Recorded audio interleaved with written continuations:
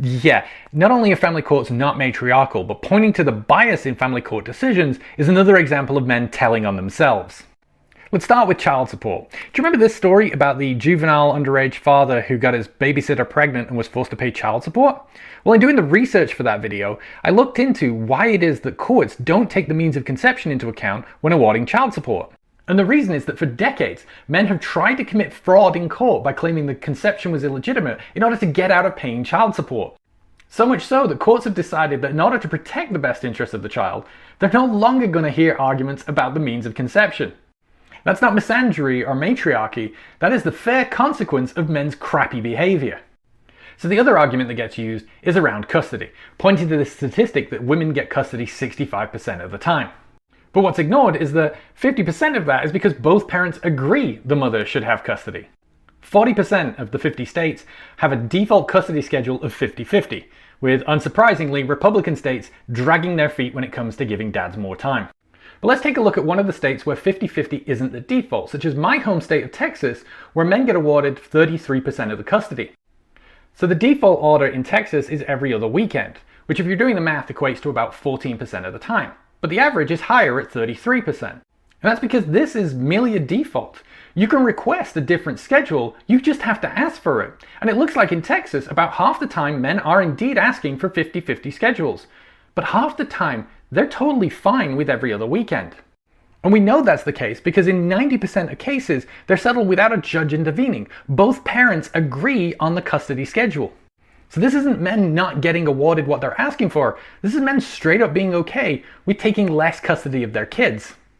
Very rarely will judges intervene and enforce a custody order. Typically when they do, it's because there's a history of abuse, substance addiction, or neglect.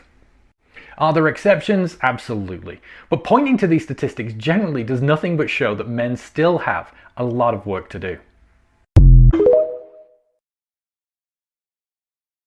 I just heard a really great metaphor. I love metaphors. Call it a metaphor, a story, example. Or a story or an example. I like those too. Of just how far and how fast America has declined. Yeah, because America used to be friggin' awesome, right? And I'm trying to think of like when specifically, and it's it's hard to nail it down because slavery, that was obviously bad. That was bad.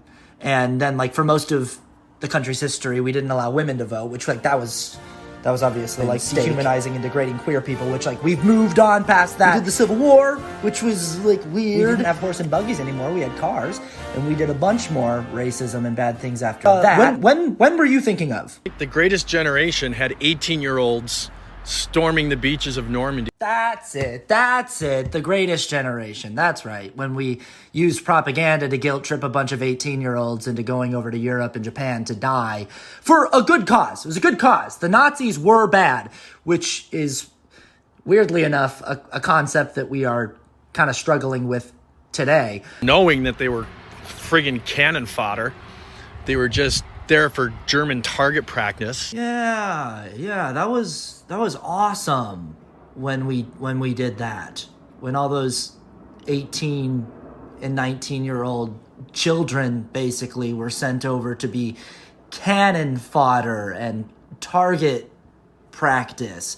That was so cool. We should do that more. And now, just 2 short generations later, those people's great-grandchildren at 18, they can't even, they need a safe space if somebody says something that hurts their feelings. You're talking about Parler and Truth Social, right? I mean, you have to be, because I'm thinking about it, and I don't think there are any other social media platforms that exist solely to cater to one particular political ideology that doesn't like to have its ideas criticized because it hurts their feelings.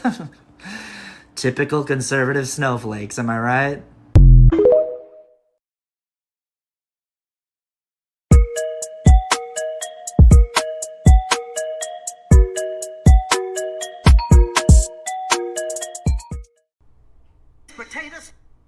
Potatoes, greens, beans, tomatoes, potatoes.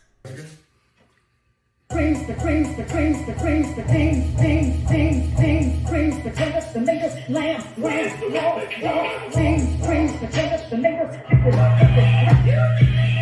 cringe, the cringe, the make us laugh, laugh, laugh, laugh, cringe, cringe, the cringe, the make us.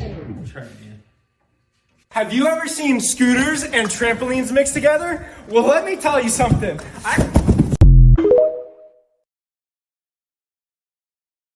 Okay, bear with me, but what if we took this song and tried it out as a ballad? Keep holding on, my brain's ticking like a bomb. Guess the black thoughts again have come to get me. Sweet bitter words, unlike nothing I have heard. Sing along, mockingbird, you don't affect me.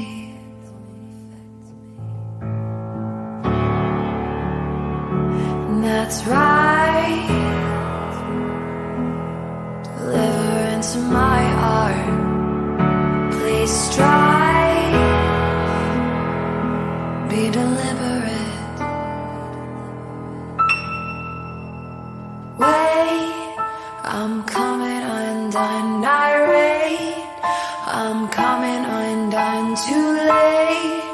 I'm coming undone, what looks so strong, so delicate. Wait, I'm starting to suffocate, and soon I anticipate.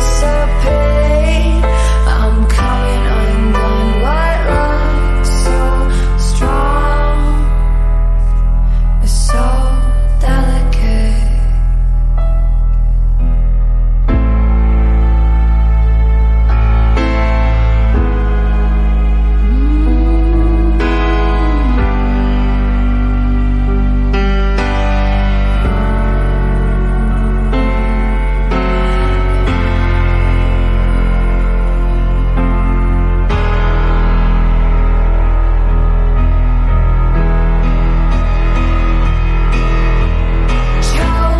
Choke again. I thought my demons were my friends.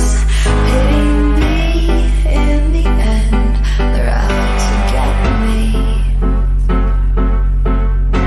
And since I was young, I tasted sorrow on my tongue. And the sweet sugar gun does not protect me.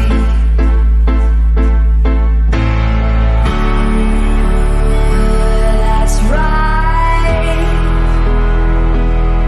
Trigger between my eyes. Please try. Make it quick now.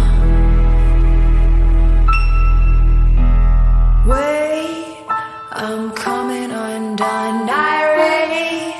I'm coming undone, too late. I'm coming undone, what